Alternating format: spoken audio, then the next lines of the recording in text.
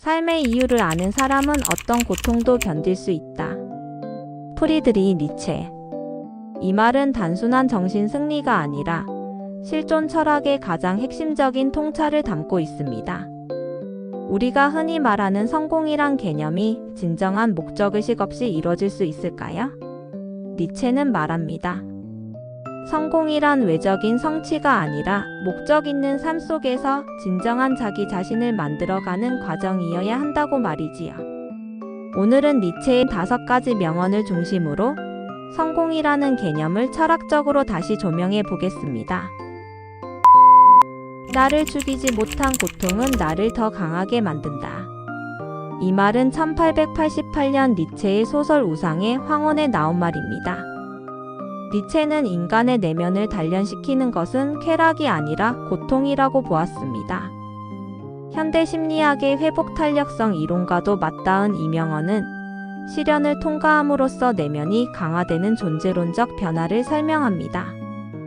고통을 감내하는 주체가 결국 더 깊은 자기 이해와 성장을 얻게 된다는 것이죠. 삶의 이유를 아는 사람은 어떤 고통도 견딜 수 있다. 사라투스트라는 이렇게 말했다에서 유래된 말로 심리학자 빅터 프랭클이 죽음의 수용소에서 인용하면서 널리 알려졌습니다. 목적은 인간 정신의 방향성을 결정합니다. 니체는 왜 살아야 하는가를 정의하지 못한 사람은 어떤 상황에서도 흔들릴 수밖에 없다고 봤습니다. 성공이란 외적 조건을 충족시키는 것이 아니라 삶의 방향을 스스로 정립하는 데서 출발한다고 강조한 명언입니다. 내 자신이 되어라. 니체의 소설 차라투스트라는 이렇게 말했다 에서 여러 차례 변주되어 등장한 말입니다. 이 명언은 자기 실현의 철학적 선언입니다. 니체는 초인이라는 개념을 통해 타인의 기준이 아닌 자기 안의 가능성을 실현하는 존재로의 변화를 강조했습니다. 진정한 성공은 사회의 기대를 만족시키는 것이 아니라 고유한 자기 자신이 되는 것에서 비롯됩니다. 춤추는 별을 낳으려면 내면에 혼돈이 있어야 한다.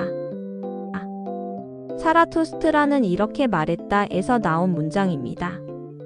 이 문장은 창조의 조건을 철학적으로 표현한 대표적인 명언입니다. 질서정연한 시스템에서는 결코 춤추는 별이 태어나지 않습니다. 니체는 혼돈, 즉 내면의 충돌과 갈등이 창조와 성장의 전제 조건이라고 보았습니다. 성공은 안정 속이 아니라 불안정한 자기 변화의 과정 속에서 태어납니다. 우리가 더 높이 날수록 날지 못하는 이들에게는 더 작아 보인다. 이 말 역시 차라투스트라는 이렇게 말했다에서 나온 문장입니다. 니체는 위대한 삶이 항상 이해받을 수 없다고 말합니다. 진정으로 높은 곳을 향해 날아오르는 사람은 오히려 세상의 시선에서 왜곡되거나 폄하될 수 있습니다. 하지만 그 고독을 견디는 것이 진짜 성공의 징표라고 그는 말합니다. 니체는 외적인 결과나 사회적 기준을 성공의 척도로 삼지 않았습니다. 오히려 그는 자기 자신의 삶을 스스로 창조하는 존재야말로 성공한 인간이라 보았습니다.